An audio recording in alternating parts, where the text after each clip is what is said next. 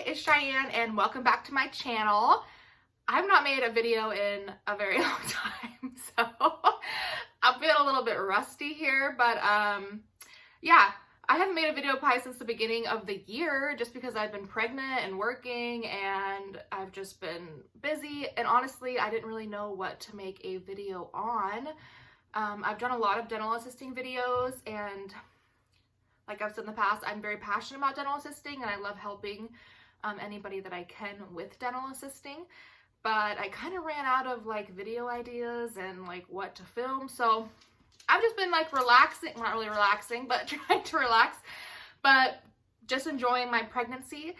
And I've been wanting to make some pregnancy dental videos. So I thought I would do that since I'm home on maternity leave now. I am 36 weeks pregnant, so I'm officially home on maternity leave, and I thought I would film some videos. So this video is just gonna be my experience working as a dental assistant and being pregnant. Whew, I'm already out of breath, jeez. But it's just my experience of being pregnant and being a dental assistant, some of the struggles, some of the things that I thought were hard to do while being pregnant. So maybe if you're thinking about getting pregnant or if you are pregnant, you can relate to these. So yeah, I just wanted to do a video about that. So first and foremost, I went on maternity leave when I was about 34 weeks pregnant, so a couple weeks ago. I just got to a point where I didn't want to work anymore. I had heard of people going all the way up until they gave birth, and I've worked with girls that have done that before. I just couldn't do it. I was like, no. Just between the stress of working and I'm not super good at advocating for myself. I don't really like asking for a lot of help.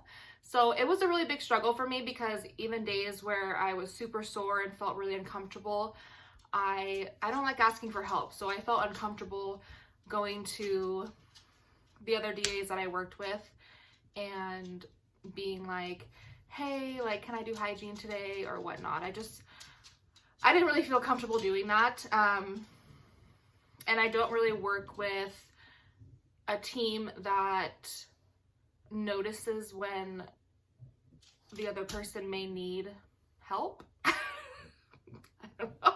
And that's really not on them. I should be better at advocating for myself, but I'm very bad with that. So that is my fault. Like, I just go to work sick and I deal with it, and if nobody asks me how I'm feeling, even if it's pretty noticeable that I'm sick, then I just kind of deal with it. And even if they do ask me, I tend to just be like, oh, it's fine, you know. So that was the struggle for me, was advocating for myself. So I knew I wasn't going to be able to make it all the way up. So again, that's on me. I need to learn to advocate for myself. But if you have a similar personality, it might be kind of hard to work all the way up to labor, but you might be able to if you're more motivated than I am. I was just not super motivated. I kind of had 34 weeks in my mind, and that's when I wanted to leave. I also wanted more time before the baby came, just to make sure I had some time to relax. You know, this is my first baby, so I've never gone through labor before. I've never experienced it. I've never watched it. I've never prepared for a baby before. So I wanted to make sure I had some weeks before the baby arrived, just to make sure that everything was in order. Because that's also part of my personality. I want to be organized and ready. I didn't want to feel stressed or feel like I didn't have stuff in order for the baby. So yeah, I went on leave at 34 weeks. But I will say the hardest, most difficult time for me was the first trimester. Actually first trimester and like the beginning of the second trimester, probably from the weeks of about 9 to 15, 16. I was so sick. So sick. I was throwing up every morning. I was going into the bathroom between patients and throwing up. These certain smells really bothered me, like coffee smelled horrible to me. So anybody that was drinking coffee or had it on their breath or that like made it in the break room, automatically triggered me and I like had to go throw up. But again, I try to keep that very discreet because that's just who I am. But yeah, the smell of weed weirdly really affected me. And I live in Oregon, so a lot of people come into the dental office smelling like weed. And I just, oh God, the smell was horrible. It was such a bitter, nasty smell to me, and it just made me sick automatically. So the smells and the throwing up in the morning, it wasn't even really morning sickness. It was just sickness all the time. The food aversions, I had really bad food aversions. All meat just sounded terrible to me. I couldn't even cook it or be around it. It would automatically make me sick. Anything acidic, orange juice, and I was craving orange juice because of the sweetness, and it was just awful. I basically lived off toast and bagels for about 9 weeks. I couldn't handle anything else. I had to eat bread every morning just to keep my stomach settled. Gosh, what else was there? Oh, artificial sugar, like artificial sweetener.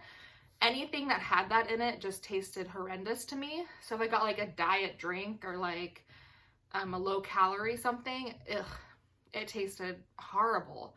For some reason, I could just taste the artificial sugar and it just tasted gross. So the first trimester was super rough because you're not getting very good sleep. I've had very bad sleep insomnia this whole entire time of being pregnant. Just waking up very early in the morning, like 2 a.m., 3 a.m., not being able to go back to sleep, and then having to go to work and work 10 hours was just exhausting. And then you're not able to eat much on top of it. So you have like no energy. You've never been through this before. It was just rough. The first trimester was super, super rough, but I was super proud of myself because I never went home early. I never called in sick.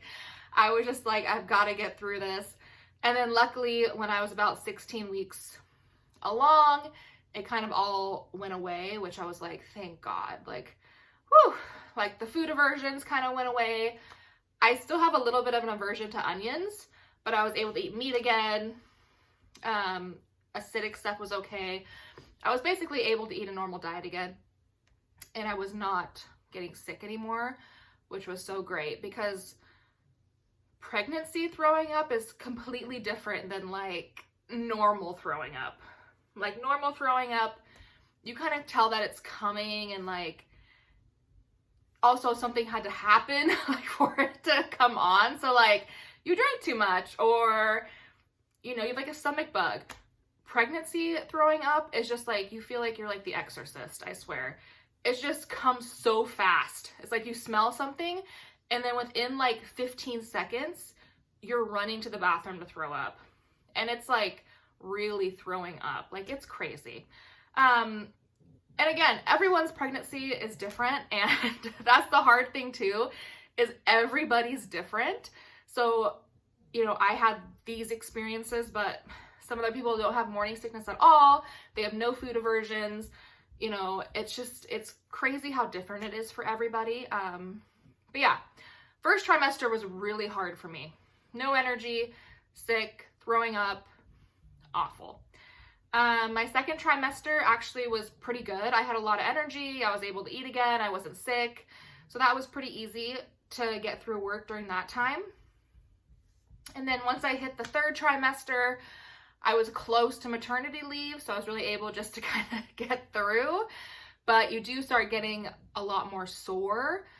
I have very bad back pain, like my sciatic nerve hurts really bad. And when you're assisting, you're constantly like leaning over during procedures. And I also stand during procedures. I don't sit just because I find it easier to navigate and kind of move around. But if you can sit, I would probably suggest it, even though it is kind of hard with a belly. And then you have like, if you guys work in dental, the dental assisting chair has like the arm that wraps around your belly.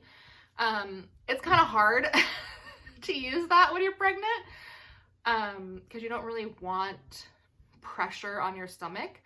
But yeah, that was hard during procedures. And then also with the back pain, your hands are getting puffy and swollen just because you have so much more blood flow, which I learned this pregnancy too. You have like, when you're pregnant, you have 2 times the amount of blood than you usually have. So you become very puffy and swollen. I haven't been able to wear my wedding ring since I was like 23 weeks pregnant. So I can't, you know, you're just puffy. I used to wear size small gloves and I left my job wearing size large just because my hands were so puffy and my feet were puffy. So I had to wear compression socks. Like, you're just puffy. And when you're constantly using your hands all day, your hands start to get numb just because of all the blood flow to them. So that was kind of challenging too during procedures if I did ops all day or if I did ops in the morning or, you know, whatever. But yeah, it just became kind of a struggle. So I was very happy to leave work at 34 weeks and have time to come home. But that was my experience being pregnant in dentistry. I mean, it's not impossible. Of course, I survived. I've known many girls that have survived. And then, of course, you know, you kind of have to, unfortunately, buck up if you need the money while you are pregnant. But yeah, I gotta say the first trimester was the worst. But yeah, so that was my experience being pregnant in dentistry. Maternity leave wise, every state is a little bit different. Like I said earlier, I live in Oregon. So there's basically 2 separate leaves you can do. Actually, there's a third one too, but there's FMLA, which is 12 weeks of leave. And then I believe last year, the year before, Oregon added 12 weeks of baby bonding time that you can take as well. So that's another 12 weeks. So my job offers me 24 weeks of leave. Now, my job does not pay for maternity leave.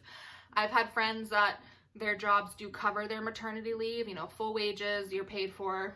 My job does not do that, but they do offer temporary disability.